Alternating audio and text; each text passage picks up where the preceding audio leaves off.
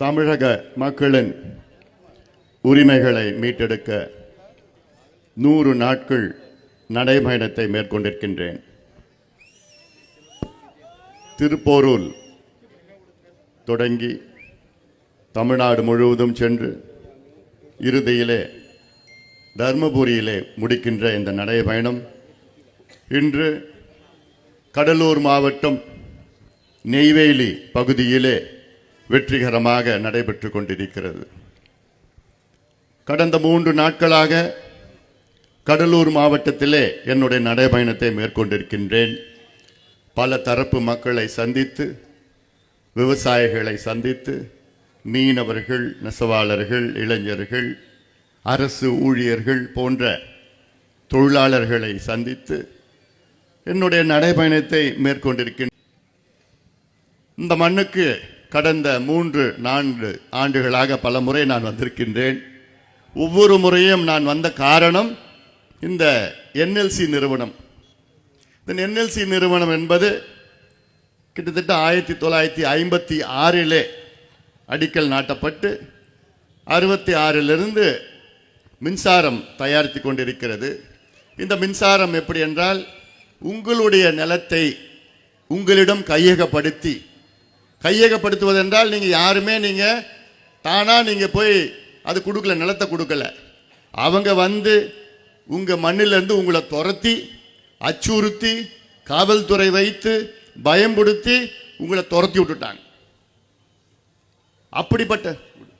அப்படிப்பட்ட அந்த மண்ணில் தான் இந்த NLC நிறுவனம் அந்த மண்ணை இப்போ இந்த நிறுவனம் எப்படின்னா ஓப்பன் காஸ்ட் மைன்னா அது வெளியில் சில சுரங்கன்னா உள்ள பாதாளத்துக்குள்ளே போய் அந்த நிலக்கரி எடுப்பாங்க. ஆனால் இது வந்து ஓப்பன் காஸ்ட்னா வெளியிலே மண்ணெல்லாம் வெளியில் அள்ளிட்டு அதுக்கு கீழே 50 அடியோ 100 அடிக்கோ கீழே இருக்கிற பழுப்பு நிலக்கரினா லிக்னைட். இது மோசமான நிலக்கரி. இதை எடுத்து இதை எரித்து சாம்பலாக்கி இதில் வந்து மின்சாரம் கொஞ்சம் கொடுத்துட்டு இருக்கிறாங்க. ஒரு 70 ஆண்டுகளுக்கு முன்பு நமக்கு தமிழ்நாட்டில் மின்சாரம் தேவைப்பட்டது. அதனால NLC நிறுவனம் அப்போ தேவைப்பட்டது நமக்கு. இன்னைக்கு மின்சாரம் தேவைப்படலை. ஏன் தேவைப்படலைன்னா, தமிழ்நாட்டில் ஆண்டுதோறும், அதாவது தமிழ்நாட்டினுடைய மின் தேவைகள் வந்து 18,000 மெகாவாட், மின் உற்பத்தி வந்து 36,000 மெகாவாட். இன்னைக்கு ஒட்டுமொத்தம் தமிழ்நாட்டில் அரசு, தனியார், மத்திய அரசு எல்லாம் சேர்த்து 36,000 மெகாவாட் மின் உற்பத்தி தமிழ்நாட்டில் நடக்குது. ஆனால் தேவை எவ்வளோ? அதில் பாதி 18,000 தான், அதுவும் கோடை காலத்தில். அப்போ NLC உடைய தேவைகள் இன்னைக்கு இல்லை. அன்னைக்கு இருந்தது. நம்ம நிலம் கொடுத்தோம், மின்சாரம் கொடுத்தாங்க. இன்னைக்கு NLC உடைய தேவைகளை முடிஞ்சு போச்சு. மின்சாரம் இன்னைக்கு வெவ்வேறு வகையில் வருது. புதுப்பிக்க வல்ல எரிசக்தின்னு ரினியூபிள் எனர்ஜின்னு சொல்றது. இந்த ரினியூபிள் எனர்ஜினா காற்று ஆலைகள் மூலமாக 9,000 மெகாவாட் மின்சாரம் தமிழ்நாட்டில் தயாரிக்கிறாங்க. சோலார், சூரிய ஒளி மூலமா மின்சாரம் 15,000 மெகாவாட். நீர் மின்சாரம், வாட்டர் ஹைட்ரோ எனர்ஜி, அதில் நீர் மூலமாக தயாரிக்கிறது. கடலுடைய கரண்ட்ல தயாரிக்கிறது. இப்படி எவ்வளோ வந்துடுச்சு. அதுதான் உலகம் முழுவதும் பயன்படுத்திட்டு இருக்கிறாங்க. இப்போ எல்லாமே உலகமே மாறிட்டு வருது. யாருமே நிலக்கரியை எரிக்கிறது கிடையாது. அது என்ன, நிலக்கரி சுரங்கள்லாம் மூடிட்டு வராங்க. நிலக்கரியால் பயன்படுத்துகின்ற அனல் மின் நிலையங்கள்லாம் மூடிட்டு வராங்க.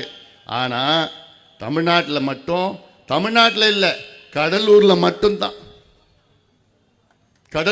மட்டும்தான் உங்களை துரத்தி, உங்களை அப்புறப்படுத்தி, உங்க மண்ணையை புடுங்கி, உங்ககிட்ட இருந்து மண்ணை புடுங்கி இந்த நிலக்கரியை எடுத்து அதில் எரிச்சு நமக்கு கரண்ட் கொடுக்குறான். எவ்வளோயா கரண்ட் கொடுக்குறான்? மொத்தத்தில் நான் சொன்னேன்ல, தமிழ்நாட்டில் 36,000 மெகாவாட் மின் உற்பத்தி நடக்குது. அதில் NLC காரனுடைய பங்களிப்பு 2,000 மெகாவாட். அந்த 2,000ல் கர்நாடகா, ஆந்திரா, கேரளா, பாண்டிச்சேரி நமக்கு கிடைக்கதோ ஒரு 400-500. அப்போ இவன் கொடுக்குற ஒரு 500 மெகாவாட் மின்சாரத்துக்கு உங்க பாட்டன் பூட்டன் நம்ம பூர்வீகம் எல்லாத்தையும் நம்ம அடையாளத்தை எல்லாத்தையும் அழிக்கணும்னு நம்ம தலையெழுத்தா? இதைத்தான் நான் 3-4 வருஷமா நான் தொடர்ந்து வந்துட்டு இருக்கிறேன். நான் சில பேர் என்ன சொல்றான், இது ஒரு தொழிற்சாலை, அன்புமணி தொழிலை கெடுக்கிறான். என்னை பொறுத்த வரைக்கும் என்எல்சி ஒரு தொழிற்சாலையே கிடையாது, உங்களை கொலை செய்கின்ற ஒரு நிறுவனமா நான் பார்க்கிறேன். எப்படி கொலை செய்யறது? கொலை செய்யறது 2 வகை இருக்கு. ஒன்று உடனடியாக குத்திட்டு கொலை பண்ணலாம், உடனே செத்துடும். ரெண்டாவது கொஞ்சம் கொஞ்சமாக கொலை செய்யறது, ஸ்லோ பாய்சன். ஸ்லோ பாய்சன் என்ன? கொஞ்சம் கொஞ்சமாக விஷம் கொடுக்கறது, கொஞ்சம் கொஞ்சமாக தினம் விஷம் கொடுக்கறது, தினம் விஷம் கொடுக்கறது, மெதுவாக சாகிறது. ஆனால் உறுதி செத்துடுவீங்க. இந்த மெதுவாக சாக வைக்கிறது தான் இந்த என்எல்சி காரன் செய்யறது. உங்களுக்கு அது நிறைய பேருக்கு தெரியாது, வெளியில தெரியாது. இங்க நான் போராடுறேன், பொதுக்கூட்டம் போட்டேன், 3 நாள் இங்கேயே நடைபயணம் பண்ண, பூட்டு போடுற போராட்டம் நடத்தின, முற்றுகை போராட்டத்தில் நடத்தின, அதுக்கு முன்பு கருத்து கேட்கிற கூட்டத்தை நடத்தின, 100 விவசாய சங்க தலைவர்கள் வச்சு நான் கூட்டத்தை போட்டேன். அதன் பிறகு ஒரு கடையெடுப்பு போராட்டத்தையும் நடத்தணும். எதுக்கு நடத்தணும்? உங்களை காப்பாற்றுவது என்னுடைய நோக்கம். உங்களை மட்டும் இல்ல, உங்க மண்ணையும் நம் மண்ணையும் காப்பாற்றுவது என்னுடைய நோக்கம். ஏன்னா இந்த மண்ணு நமக்கு காலகாலமா நமக்கு சோறு போட்ட மண், 1000 ஆண்டுகள் நமக்கு உணவளித்த மண் இந்த மண். நம்ம இடையில வந்தவங்க. இந்த மண்ணை நம்ம பாதுகாத்து வருகின்ற தலைமுறைகளுக்கு இந்த மண்ணை நம்ம விட்டு செல்ல வேண்டும். அடுத்த 1000 ஆண்டுகள் இந்த மண்ணு நம்முடைய சந்ததியினருக்கு உணவளிக்க வேண்டும். இந்த இடையில வந்த நம்ம இந்த மண்ணை அழிப்பதற்கு நமக்கு யாருக்கும் உரிமை கிடையாது. அந்த நோக்கத்திற்காகத்தான் இங்கே நான் போராடி கொண்டிருக்கின்றேன். என்எல்சி நிறுவனம் ஒரு நிறுவனமே கிடையாது. இன்னைக்கு யாராவது அம்பாசிடர் கார் பயன்படுத்துறீங்களா? இந்த இன்னோவா, டொயோட்டா, ஸ்கார்பியோ, கேபியோ எல்லாம் வந்துடுச்சு, பெரிய பெரிய கார் வந்துடுச்சு. யாராவது பெரிய பெரிய டிவி செட் வச்சிருக்கீங்களா வீட்டில்? எல்லாமே எல்இடி, எல்சிடி, பிளாஸ் என்னென்னமோ வந்துடுச்சு. அதே போன்று தான் என்எல்சி காரன் அப்போ தேவைப்பட்டான், இன்னைக்கு தேவையில்லை. நீங்க மண்ணை கொடுத்தீங்க, மண்ணை அழிச்சிட்டு இருக்கிறான். நான் ஸ்லோ பாய்சன் சொல்றேன், ஏன் உங்களை கொலை பண்றேன்னு சொல்றான் தெரியுமா? ஏன்னா நீங்க குடுக்கிற தண்ணியில விஷத்தை கலந்துட்டு இருக்கிறான். எத்தனை பேருக்கு தெரியுமா? நீங்க குடிக்கிற தண்ணியில விஷம் விஷம் இருக்குது. என்ன விஷம் இருக்குது? மர்க்குரி இருக்குது, லெட் இருக்குது. நீங்க சுவாசிக்கிற காத்துல carbon monoxide, nitrous di oxide, sulphur di oxide. நீங்க சுவாசிக்கிற காத்துல விஷம் இருக்குது. நீங்க குடிக்கிற தண்ணியில மர்க்குரி விஷம் இருக்குது. நீங்க வாழுற அந்த மண்ணில மர்க்குரி விஷம் இருக்குது. ஆனா இன்னைக்கு என்ன பண்றான்? என்எல்சியில மைன் 1 வச்சு ஆரம்பிச்சான், அப்புறம் மைன் 1A ஒரு விரிவாக்கம் பண்ணான், அப்புறம் மைன் 2 ஒன்று ஆரம்பிச்சான், அதுக்கு ஒரு விரிவாக்கம். இப்போ மைன் 3, தேர்ட் மைன், 3வது சுரங்கத்துக்கு அடி போட்டுட்டு இருக்கிறான். இங்கே 26 கிராமத்தை சார்ந்த மக்கள், பூனகிரி பக்கத்தில். இந்த 26 கிராமத்தில் அவன் இப்ப திட்டம் போட்டுட்டான். என்எல்சி காரன் என்னன்னு, 3வது நிலக்கரி சுரங்கத்தை தொடங்கணும்னு. இந்த திட்டம் போட்டது மட்டும் இல்ல, அவனுக்குள்ள இருக்கிற general body, NLC executive committee இதெல்லாம் அப்ரூவ் பண்ணி 3600 கோடி 3500 கோடி அப்ரூவ் பண்ணிட்டான். எதுக்கு? 3வது நிலக்கரி சுரங்கத்துக்கு. அந்த 3வது நிலக்கரி சுரங்கம் எத்தனை ஏக்கர் தெரியுமா? 12500 ஏக்கர், 26 கிராமம். இப்ப வச்சிருக்கிற லேண்ட், இப்ப வச்சிருக்கிற நிலத்துல இன்னும் 20 வருஷம் அவன் பயன்படுத்தலாம். ஆனா அவனுக்கு அதெல்லாம் இல்லை. அந்த நிலத்தை எப்படியாவது இன்னைக்கே புடிங்கணும் உங்ககிட்ட. எதுக்கு அவனுக்கு? எதுக்கு உனக்கு நிலம்? நிலமே தேவையில்லையே, ஏற்கனவே வச்சிருக்கிறிய நீ. அதனால்தான் நான் சொல்றேன், இந்த 3வது நிலக்கரி சுரங்கம் வரக்கூடாது, வரவே கூடாது, வர விட மாட்டோம். ஒரு பிடி மண்ணை கூட எடுக்க விட மாட்டேன் இந்த அன்புமணி ராமதாஸ். இது நான் வளர்ச்சிக்கு எதிரானவன் கிடையாது. நம்முடைய மண்ணை யார் அழிச்சாலும் அவனை நான் எதிர்ப்பேன். நான் யார் இருந்தாலும் சரி அவனை நான் எதிர்ப்பேன். இங்க மண்ணையும் மக்களையும் யார் அழிச்சாலும் இங்க அங்க போய் முதல்ல நிற்பேன். இது நான் ஏதோ அரசியலுக்காகவோ நான் வசனம் பேச வரல. நான் இங்க உங்ககிட்ட நான் தெளிவுபடுத்துறேன். நான் தினம் நீங்க விஷத்தை சுவாசிச்சிருக்கிறீங்க. விஷத்தை தண்ணி மூலமா உங்களுக்கு விஷத்தை குடிக்கிறீங்க.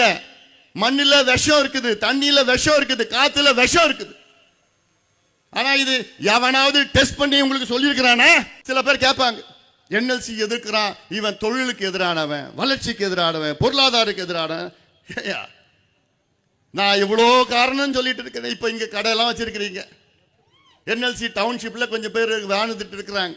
சுத்தி நாங்க தொழில் பண்றோம், கடை வச்சிருக்கிறோம், என்எல்சில கான்ட்ராக்ட் பண்றோம். இதெல்லாம் யார் பண்றது? நீங்க பண்றீங்களா? இங்க இருக்கிற மண்ணின் மைந்தர்கள் யாராவது பண்றீங்களா? இல்ல. நான் சொல்றேன், இங்க கடை வச்சிருக்கிறவங்க, இப்ப நான் சொன்னேன்ல, தினம் நீங்க விஷத்தை தான் நீங்க சுவாசிச்சிருக்கிறீங்க. யாருமே 50-60 வயசுலாம் தாண்டறதுக்கு கஷ்டம். இது ஒரு மருத்துவனா நான் சொல்றேன், ஒரு டாக்டரா நான் சொல்றேன். அவ்வளோ மோசமா இந்த என்எல்சி காரன் உங்களை நாசப்படுத்திட்டு, உங்க வாழ்க்கையை நாசப்படுத்திட்டு, உங்கள் பிள்ளைகள் குழந்தைகளுடைய வாழ்க்கையை நாசப்படுத்திட்டு இருக்கிறான். ஒரு உதாரணம் நான் சொல்றேன். பாதரசம் மர்க்குரி இருக்கு. மர்க்குரியுடைய பர்மிசிபிள் அமௌண்ட் என்னன்னா 0.05. இங்க எவ்வளவு தெரியுமா இருக்கு? மண்ணில் 278. 0.05 தான் பர்மிசிபிள் மர்க்குரி. ஆனா இங்க 278 இருக்குது. அப்போ எத்தனை மடங்கு அதிகமா? அதை பத்தி எந்த அமைச்சர், எந்த எம்எல்ஏ, இங்க லோக்கல்ல இருக்கிறோம் யாராவது, அரசாங்கம் எந்த கவலையாவது? இதைத்தான் நீங்க சுவாசி குடிக்கிறீங்க. அதுல தான் நீங்க விவசாயம் பண்றீங்க. அந்த விவசாயத்து பொருள்ல எல்லாமே நச்சு கலந்துருக்கு. இவன் எரிக்கிறான்ல நிலக்கரிய, என்எல்சி காரன். அந்த நிலக்கரியில அங்க துவள்கள் வெளியில வருது இல்ல? இது சுத்தி வட்டாரத்தை மட்டும் இல்ல, தினம் நீங்க அதை தான் நீங்க சுவாசிச்சு இருக்கீங்க. எனக்கு இங்க வரத்தையே பயமா இருக்கு. நான் இங்க இருக்கிறதே 1 மணி நேரம் 2 மணி நேரம். ஐயோ, மூக்கு பிடிச்சிருந்தா வரணும். நீங்க எதை பத்தியும் தெரியாம, நான் எங்க இருக்கிறேன்னா நான் டவுன்ஷிப்ல இருக்கிறேன். எவ்வளவு நாள் இருக்க போறேன்னு தெரியல. ஏன்னா இதெல்லாம் நான் சொல்றது, நீங்க சரி நீங்க வாழ்ந்துட்டீங்க, உங்க பிள்ளைங்க வாழணும்ல நல்லா. உங்க பிள்ளைங்களுக்கு சொன்னார்ல கௌரி சங்கர் டாக்டர், அவர் சொல்லணும்னு அவசியம் இல்லை, நான் சொல்றேன். நானும் டாக்டர் தான். சின்ன குழந்தை சின்ன வயசுலயே மூச்சு திணறல் ஏன் வருது? என்எல்சி காரன் தான். உங்களுக்கு குடிநீர் பிரச்சனை ஏன் வருது? என்எல்சி காரன் தான். கடல் நீர் உள்ள வாங்கி உப்பு நீர் வந்துருச்சு, உங்க போர் போட்டா உப்பு நீர் வருது, ஏன் வருது? இந்த படுபாவி என்எல்சி காரன் தான். அவனுடைய சுயநலம் தான். நான் போராடலன்னா, இப்ப அதாவது 1956 நிலம் கொடுத்தவங்க, இப்ப நம்ம தனவேல் ஐஏஎஸ் ரிட்டையர் ஆயிட்டார். அவர் ஊர்ல இங்க முதல் அவர் கிராமத்தை தான் அப்புறப்படுத்தினாங்க. அங்க போய் விருதாச்சலம் பக்கத்துல விஜயமா நகரம்னு ஒரு பகுதி, அங்க போய் எல்லாரையும் போய் லாரியில ஏத்திட்டு போய் அங்க போய் டம்ப் பண்ணி விட்டாங்க, போட்டாங்க. நான் இப்ப 3-4 வருஷமா போராடிட்டு இருக்கிறேன். இப்பதான் போன வருஷம் தான் அவங்களுக்கு பட்டாவே கொடுத்தான். எவ்வளோ? 56ல் அவங்கள போய் அங்க போய் விஜயமா நகரத்தில் போய் போட்டாங்க. 56 1956ல் எப்ப பட்டா கொடுத்தான்? போன வருஷம். ஆக போன வருஷம் 299 பேருக்கு வேலை எடுத்தான்.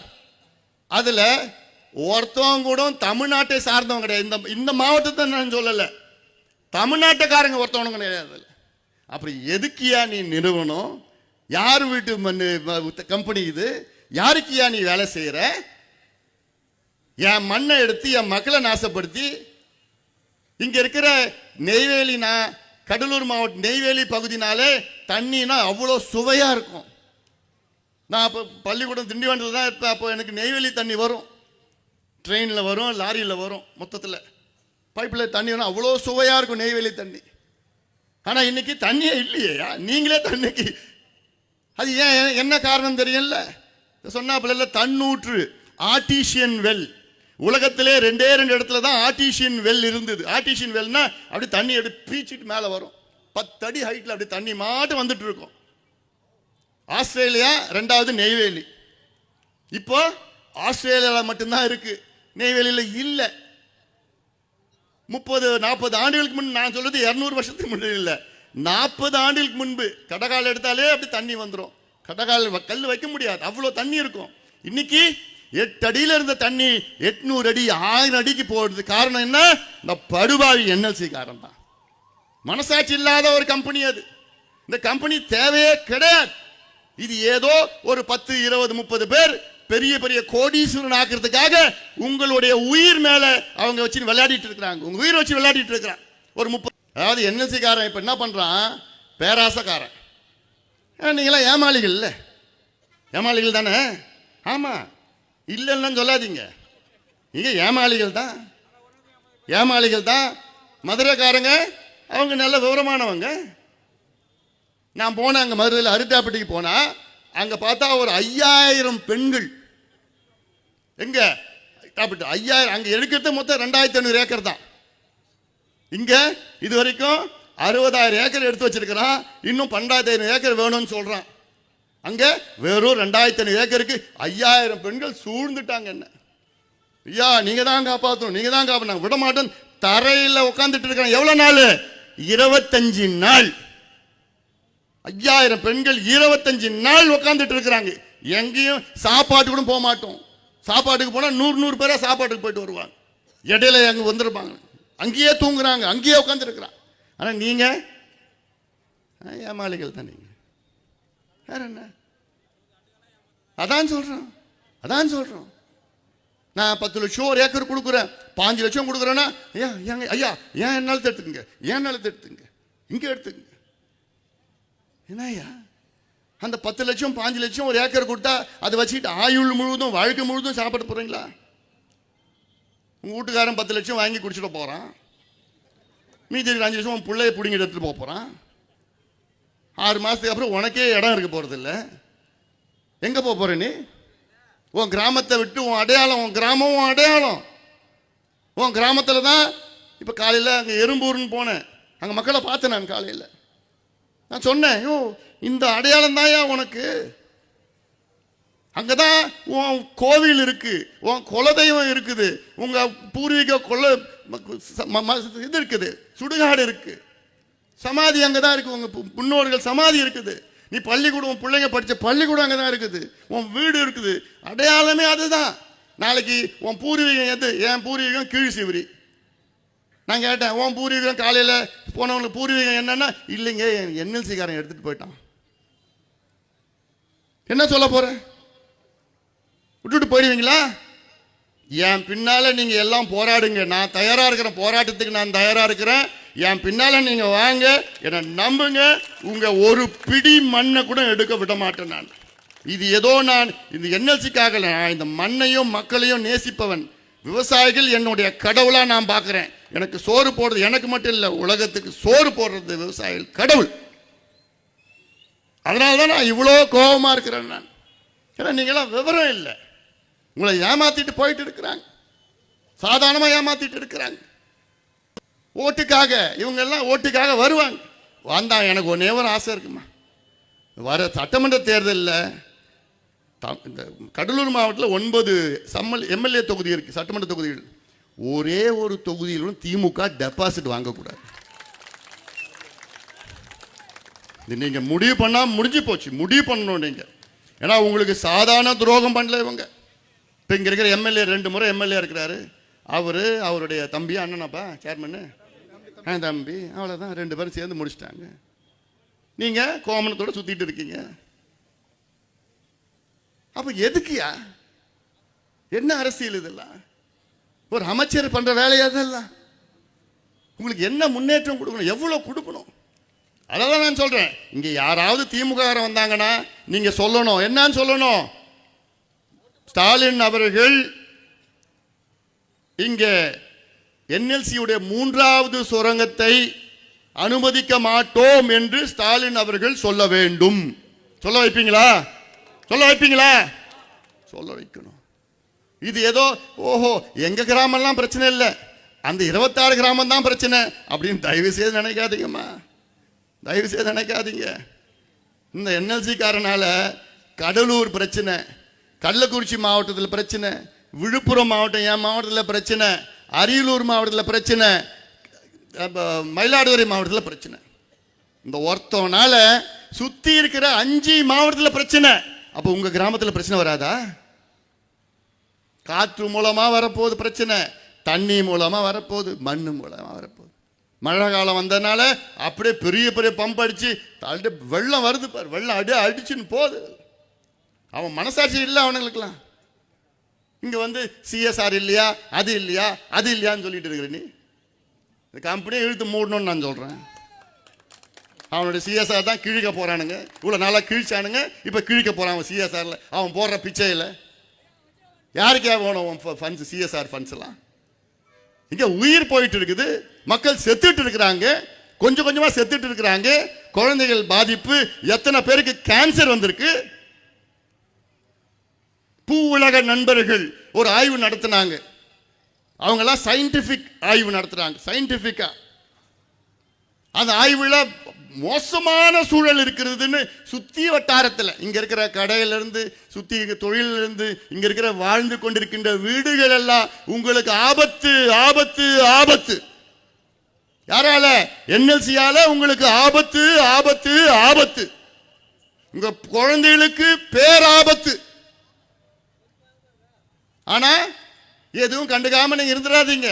கேள்வி கேளுங்கள், கேள்வி கேளுங்கள்.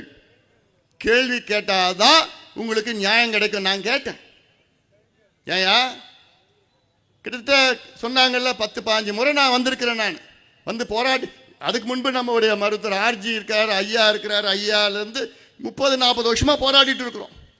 அன்னைக்கு போராடினது நிலத்தை அப்பதான் கொஞ்சம் கரண்ட் தேவைப்பட்டது. அன்னைக்கு போராடினது நிலத்துக்கு அதிக விலை கொடுங்க.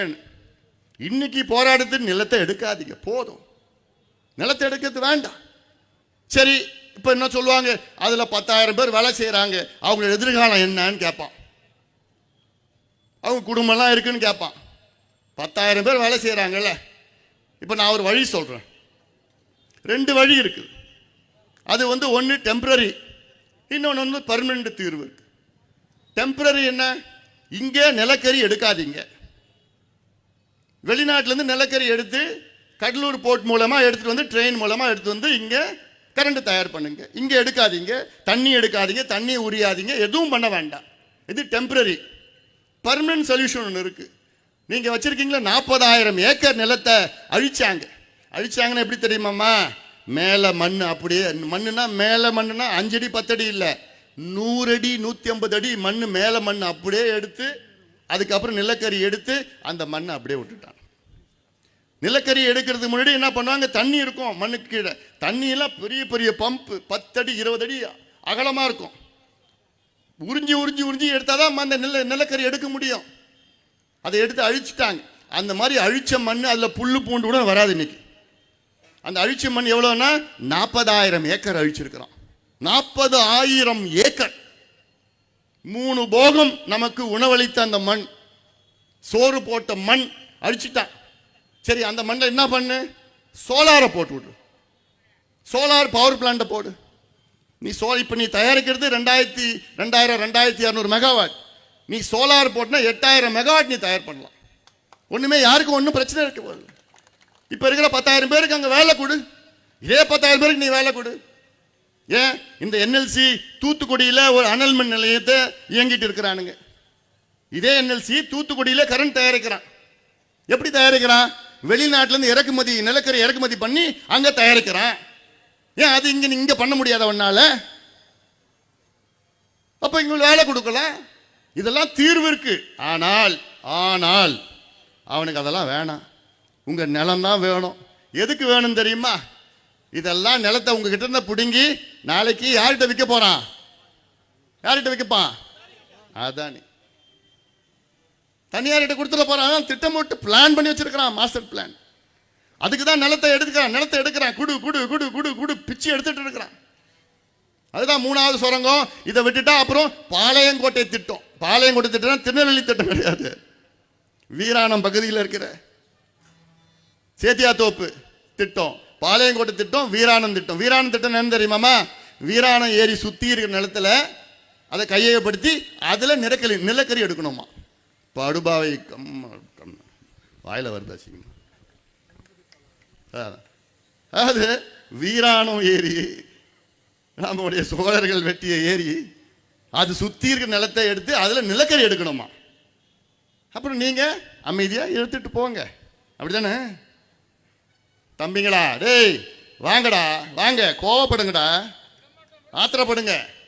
பாத்தீங்கல்ல என்ன ஆச்சு நேபாளில்? பாத்தீங்களா என்ன ஆச்சுன்னு? பாத்தீங்கல்ல என்ன நடந்தது நேபாளில்? போனை பார்த்துட்டு இருக்கீங்களா? நேபாளில் என்ன நடந்ததுன்னு 4-5 நாளுக்கு முன்னாடி ஒரு புரட்சி நடந்து அங்கே ஆட்சி மாற்றம் நடந்திருக்கு. அப்படி பண்ணுன்னு நான் சொல்லலை உங்களை.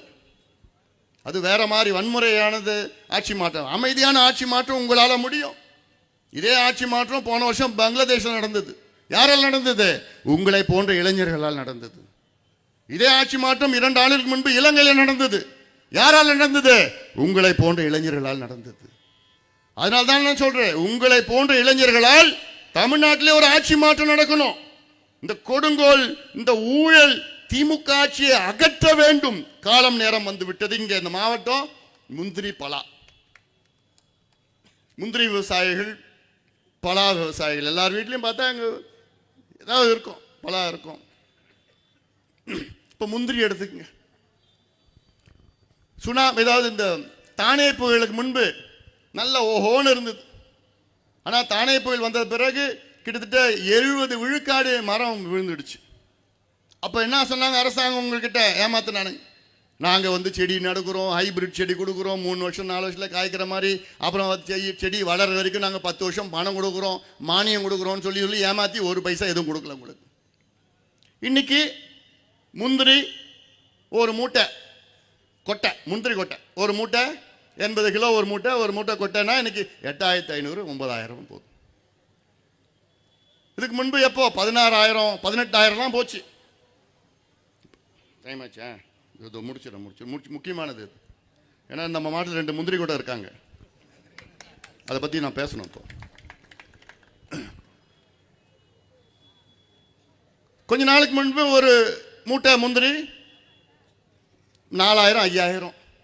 இதை நம்பி தான் இவ்வளோ பேர் இருக்கிறாங்க. ஆனால் இங்கே இருக்கிற முந்திரி பருப்பு பார்த்தீங்கன்னா கொஞ்சம் கலராக இருக்கும், ஆனால் சுவையாக இருக்கும். ஆனால் என்ன பண்ணுறானுங்க இங்கே திமுக முன்னாள் எம்பி எல்லாம் திமுக தான் எல்லாம் பண்ணுறதெல்லாம்.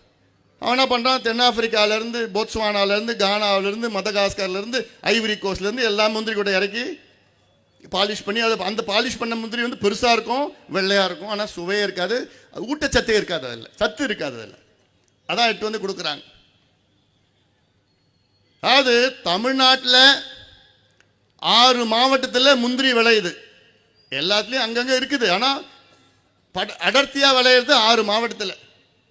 அதெல்லாம் கடலூர் மாவட்டத்தில் பார்த்தீங்கன்னா தமிழ்நாட்டில் விளையிற முந்திரியில் சாகுபடியில் 3ல் 1 பங்கு கடலூர் மாவட்டத்தில், 3ல் 1 பங்கு சாகுபடி.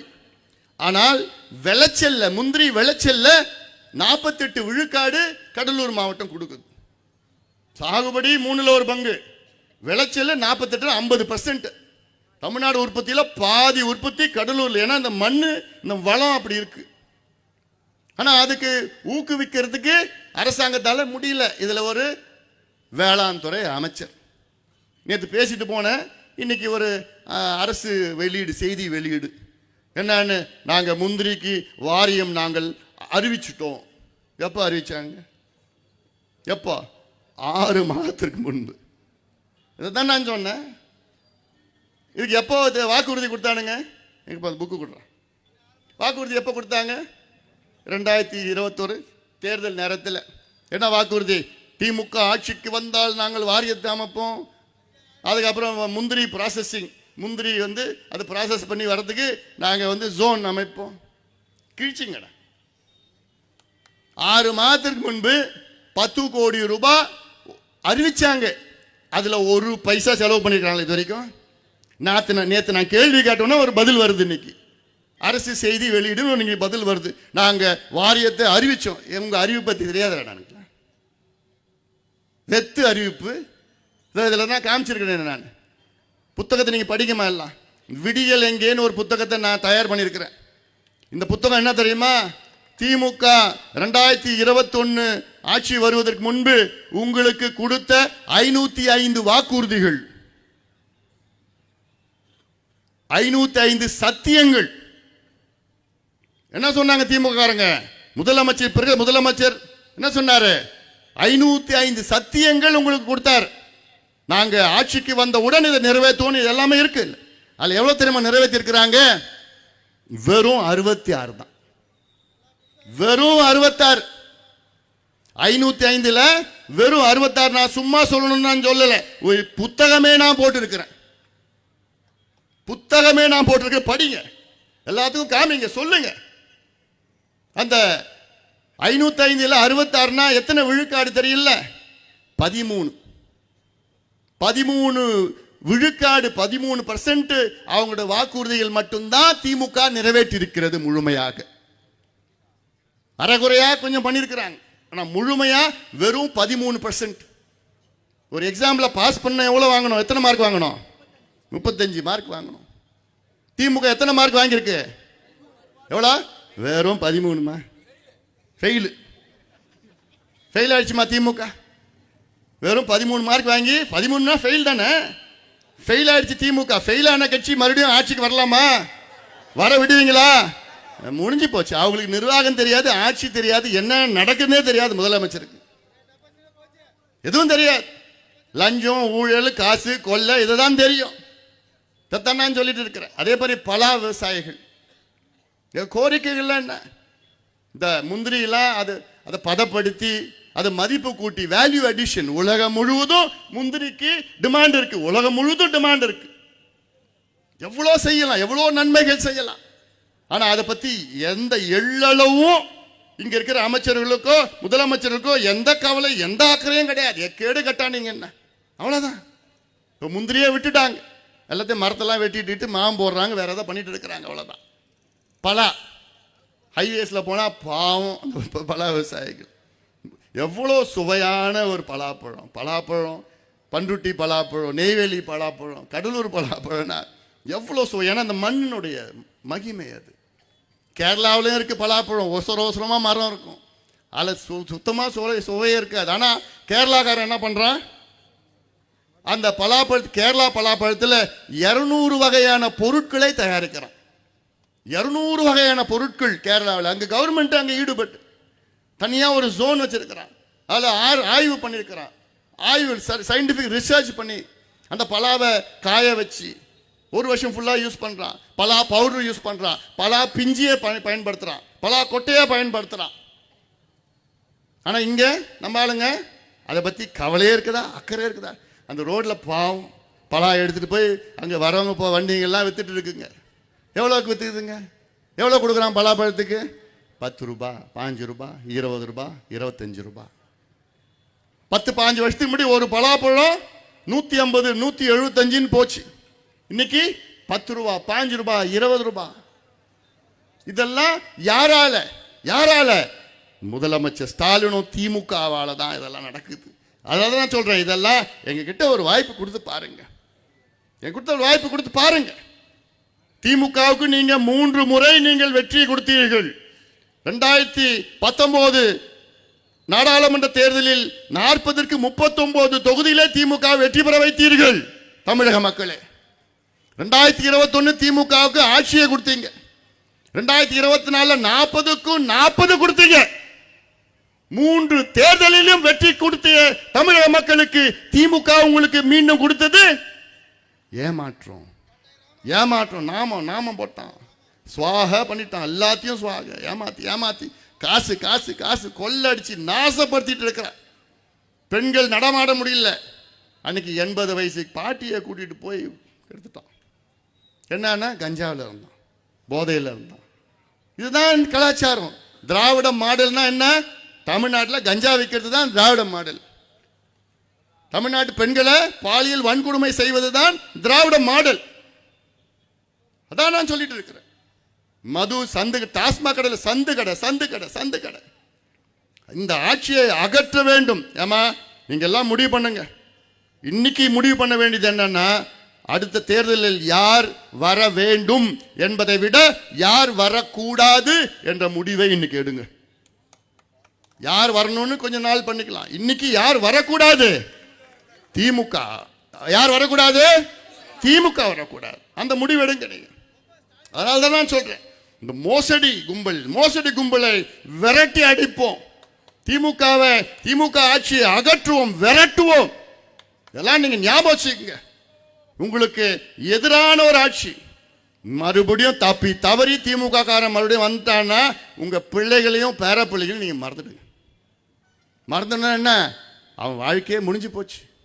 ஒவ்வொரு தாய்மாருக்கும் நான் சொல்றது, ஒரு மருத்துவனா, ஒரு முன்னாள் சுகாதாரத்துறை அமைச்சரா நான் சொல்றேன், மறுபடியும் திமுக வந்தாங்கன்னா அவ்வளவுதான். இன்னைக்கே தெருவா கஞ்சா, காக்கேன், ஹெரோயின், அபின், மெத்தைலாம்பிட்டமின், LSD, என்னென்ன அமெரிக்காவில் என்னென்ன போதைப் பொருள் கிடைக்குதோ அத்தனையும் தமிழ்நாட்டில் சந்து சந்தா வித்துட்டு இருக்கிறான். யாரு? அதுலயும் திமுக காரன் தான். இது எத்தனையோ உதாரணம் நான் சொல்லுவேன். நான் சும்மா நான் சொல்லல. நான் எவ்வளோ மோசடி, இந்த மோசடி கும்பலை அகற்றுவோம். சுத்தி இருக்கிற இந்த மண்ணை காப்பாற்றணும். எனக்கு பதட்டமா இருக்கியா, எப்படி செய்ய போறோம், என்ன செய்ய போறோம்? அதுக்காக தான் இங்க நான் எத்தனையோ நடைபயணத்திலிருந்து போராட்டம், ஆர்ப்பாட்டம். நான் எதுக்கு வரேன்? நான் ஓட்டுக்காக வரல, உங்களை காப்பாற்ற வரேன். அதுல எனக்கு ஒரு சுயநலம் இருக்கு. என்ன சுயநலம்? நீங்க இங்க நெல்லை விதைச்சாதான் சென்னையில் நான் சாப்பிட முடியும். நீங்க தான் சென்னை மக்களுக்கு எல்லாத்துக்கும் சோறு போடுற நீங்க கடவுள். நீங்க அந்த மண்ணை அழிச்சுட்டா நான் சோறுக்கு எங்க போறோம்? பிச்சை எடுக்க முடியாது வேற எங்கேயும். அதனால்தான் தமிழ்நாட்டில் விவசாய மண்ணை பார்க்கணும். திமுக என்னைக்கு 1967 ஆட்சிக்கு வந்தது, என்னைக்கு ஆட்சிக்கு வந்ததோ அன்னையிலிருந்து இன்னைக்கு வரைக்கும் தமிழ்நாட்டில் 40 லட்சம் ஏக்கர் விவசாய நிலம் பாழடைந்து விட்டது. அது விவசாயத்துக்கு பதிலாக வேற பயன்பாட்டுக்கு அதை பயன்படுத்தி கொண்டிருக்கின்றார்கள். 40 லட்சம் ஏக்கர் விவசாய நிலம் அது வேற பயன்பாட்டுக்கு மாற்றப்பட்டிருக்கிறது. அப்போ நம்ம சோறுக்கு எங்க போவோம்? காலநிலை மாற்றம், பருவநிலை மாற்றம், கிளைமேட் சேஞ்ச், குளோபல் வார்மிங், திடீர்னு மழை, திடீர்னு வெள்ளம், திடீர்னு மேக வெடிப்பு, இதெல்லாம் 10 வருஷம் தான். அடுத்த 10 வருஷத்துக்கு அப்புறம் தண்ணிக்கு லாட்டரி அடிக்க போறோம். ஆனா அதுக்குள்ள என்ன பண்ணுவான் என்எல்சிக்காரன்? இருக்கிற தண்ணி எல்லாம் உறிஞ்சி சுரண்டி கடல்ல தண்ணி உள்ள வந்துட போது, அவ்வளவுதான். நீங்க உங்களை காலி பண்ணிடுவான், நீங்களே காலி ஆடுவீங்க, நீங்களே கிளம்பிடுவீங்க. அந்த எண்ணத்துல தான் இருக்கிறான். இதெல்லாம் உங்ககிட்ட நிலத்தை வாங்கி அம்பானி, அதானி, பெரிய பெரிய கம்பெனி கிட்ட வித்துட்டு போறான். அதுக்காக தானா நீங்கள் உஷாரா இருங்க, தைரியமா இருங்க, நம்பிக்கையோடு இருங்கள். இந்த அன்புமணி ராமதாஸ் உங்களுடன் என்னைக்குமே இருப்பான், உங்களோட உண்மையா துணையா இருப்பான். எனக்கு இந்த என்எல்சி நிச்சயமா இது தேவையில்லாத ஒரு நிறுவனம், இது வேண்டாம். இதனால பாதிப்பு தான் அதிக பெரிய பாதிப்பு. இந்த நெய்வேலியில் மட்டுமில்லை, இந்த ஒட்டுமொத்த 5 மாவட்டத்திற்கும் பாதிப்பு என்எல்சி காரனால. அதனால இதெல்லாம் வேண்டாம், என்எல்சி நிறுவனமே மூடுங்க, வேண்டாம் வேண்டாம் வேண்டாம் என்று சொல்லி இந்த நிகழ்ச்சியை மிக சிறப்பாக ஏற்பாடு செய்த அத்துணை நிர்வாகிகளுக்கும் நாம் எல்லோரும் நாம் உரிமைகளை மீட்டெடுப்போம். ஊழல், கொடுங்கோல், மக்கள் விரோத ஆட்சி திமுகவை அகற்றுவோம், திமுக ஆட்சியை அகற்றுவோம், அகற்றுவோம். நன்றி. நன்றி உரை ஒன்றிய செயலாளர் செல்வகுமார். உரிமை மீட்க, தலைமுறை காட்க, தமிழ்நாடு முழுக்க மிக சிறப்பாக சூறாவளி சுற்றுப்பயணம் மேற்கொண்டு இன்று நெய்வேலிக்கு வருகை தந்த வருங்கால தமிழகத்தின் வரலாற்று நாயகர், வருங்கால தமிழகத்தின் முதலமைச்சர் அண்ணன் அன்புமணி ராமதாஸ் அவர்களை நெய்வேலிக்கு வருகிற அனைவருக்கும், இந்த கூட்டத்தில் கலந்து கொண்ட அனைவருக்கும் நன்றி நன்றி நன்றி. பத்திரிகையாளர்களுக்கும் காவல்துறை நண்பர்களுக்கும் ஒத்துழைப்பு வழங்கிய அனைத்து கட்சியினருக்கும் நன்றி நன்றி நன்றி.